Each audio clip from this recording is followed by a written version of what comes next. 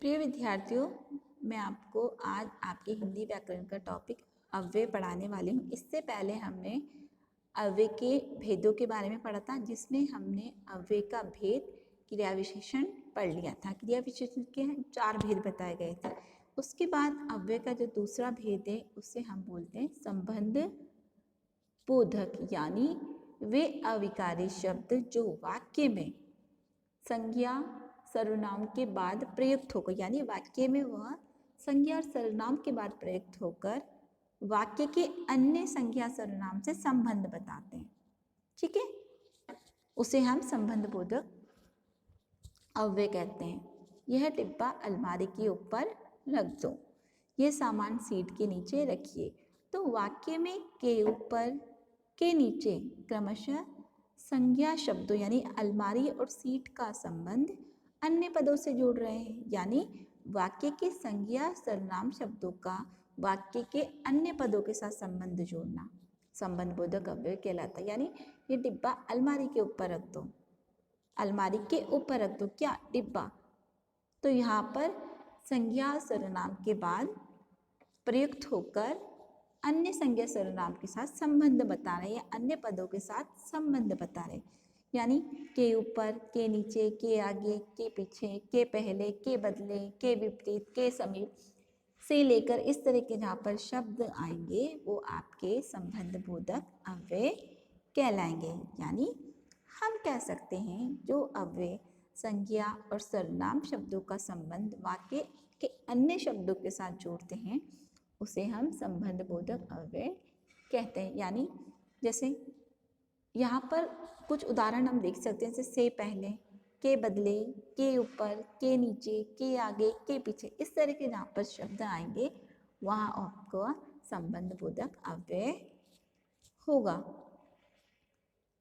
अब यहाँ पर संबंध बोधक और क्रिया विशेषण अव्यय में क्या अंतर है, क्योंकि भीतर क्रिया विशेषण में आएगा और भीतर यहाँ भी आएगा, तो दोनों को हम कैसे पहचानेंगे। कुछ कालवाचक और स्थानवाचक अव्यय क्रिया विशेषण भी होते हैं और संबंध बोधक भी, परंतु इनके प्रयोग में अंतर होता है।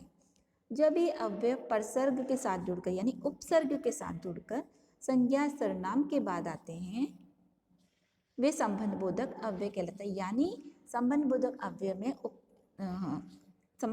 अव्यय में कारक शब्द का प्रयोग होगा। ठीक है, कारक का प्रयोग किया जाएगा, यानी के क्या है, आपका कारक है। और जब परसर्ग के बिना यानी कारक के बिना क्रिया की विशेषता प्रकट की जाएगी तो वो क्रिया विशेषण होते हैं। जैसे घर के भीतर कुत्ता घुस गया है, तो के भीतर यहाँ पर परसर्ग का प्रयोग हो रहा है, यानी कारक चिन्ह का प्रयोग हो रहा है। जबकि दादी भीतर बैठी है, यहाँ पर कारक चिन्ह का प्रयोग नहीं हो रहा है, इसलिए ये कौन सा विशेषण है, क्रिया विशेषण। ठीक है, और ये कौन सा है, संबंध बोधक। जे मुझसे आगे निकल गया।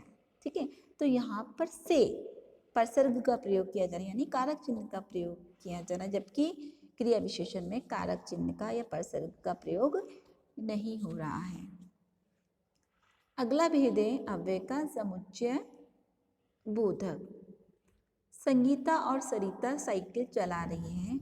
अब्राहम ने उसकी खूब प्रतीक्षा की परंतु वह नहीं आई। यानी जो शब्दों को, पदबंधों को, वाक्यों को, वाक्यांशों को जोड़ने का कार्य करते हैं, जो शब्दों को जोड़ेंगे, पदबंधों को जोड़ेंगे, वाक्यांश को जोड़ेंगे और वाक्यों को जोड़ेंगे, जो शब्द इनको जोड़ने का काम कर रहे हैं वे आपके समुच्चय बोधक अव्यय कहलाते, यानी इनको योजक भी कहा जाता है। योजक मतलब जोड़ने वाला। जैसे यहाँ पर संगीता और सरिता साइकिल चला रही है, इनको जोड़ने का काम और शब्द कर रहा है, तो और क्या है, आपका समुच्चय बोधक अव्यय। जैसे अब्राहम ने उसकी खूब प्रतीक्षा की परंतु वह नहीं आई, तो यहाँ पर परंतु जो शब्द है वो दो वाक्यों को जोड़ने का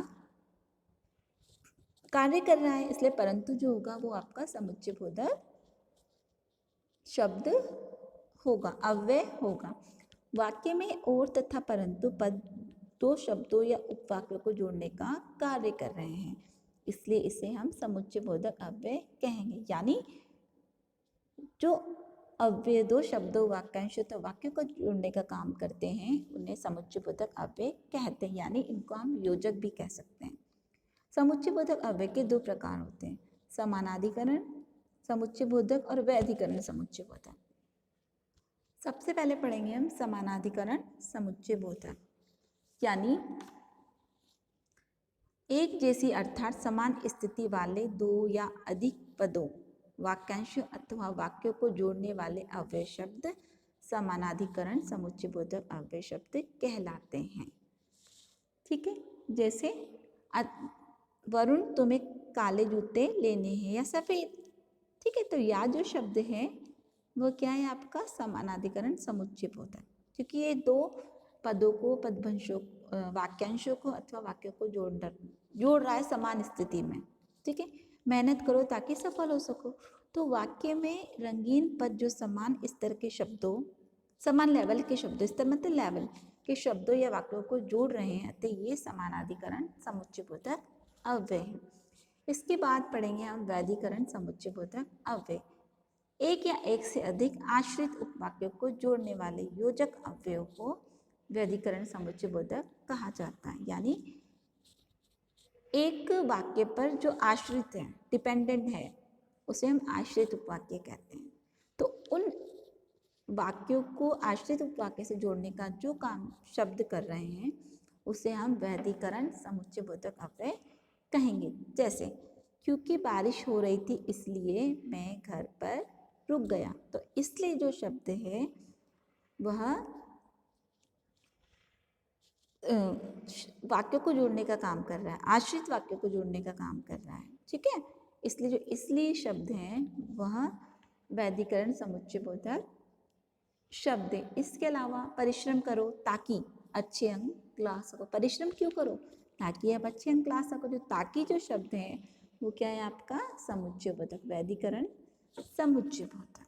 ठीक है, इसके बाद अव्यय का अगला भेद है विस्मयादिबोधक। इसको पहचानने का सबसे अच्छा तरीका है कि जहाँ पर विस्मयादिबोधक चिन्ह का प्रयोग किया जाता है वहाँ वे विस्मयादिबोधक अव्यय कहलाते हैं, यानी वे अव्यय जो विस्मय या आश्चर्य या हर्ष, घृणा, दुख, पीड़ा आदि मन के भावों को प्रकट करते हैं।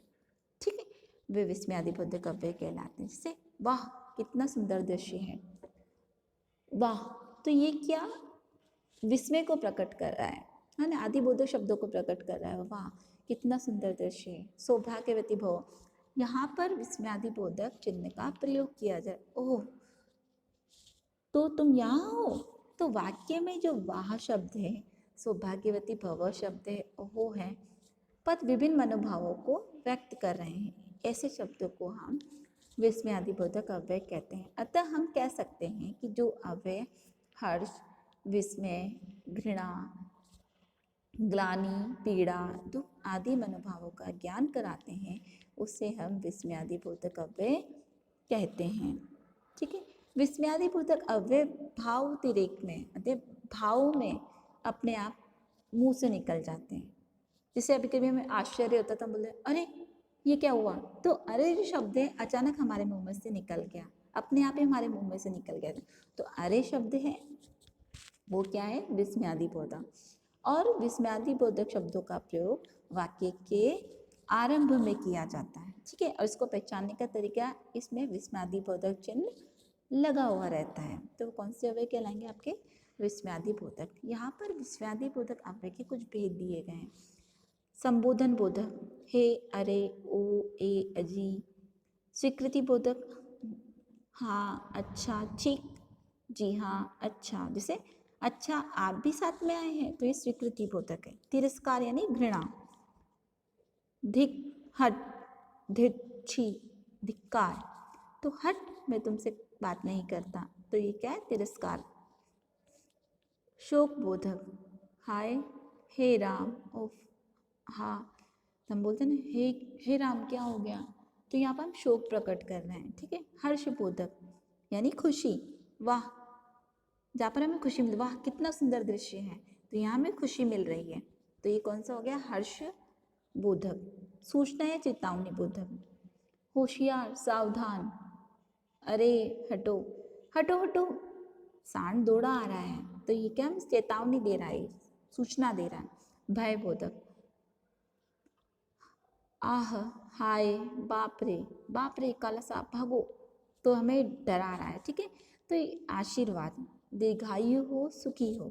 तो ये सारे जो शब्द है ये विस्मय, आश्चर्य, हर्ष, घृणा, दुख, पीड़ा आदि के मन के भाव को व्यक्त करते हैं, इसलिए हम इन्हें विस्मयादिबोधक अव्यय कहते हैं। चलिए हम एक बार इनका दोहरान करते हैं। जिन शब्दों पर लिंग, वचन, कारक, काल आदि का प्रभाव नहीं पड़ता वे अविकारी शब्द या अव्यय कहलाते हैं। ठीक है, अव्यय के 4 भेद होते हैं, क्रिया विशेषण, संबंध बोधक, समुच्चय बोधक और विस्मयादि बोधक।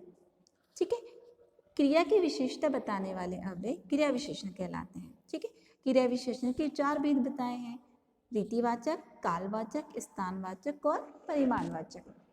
संज्ञा सर्वनाम का संबंध वाक्य के अन्य शब्दों से जोड़ने वाले अव्यय संबंध बोधक अव्यय कहलाते हैं।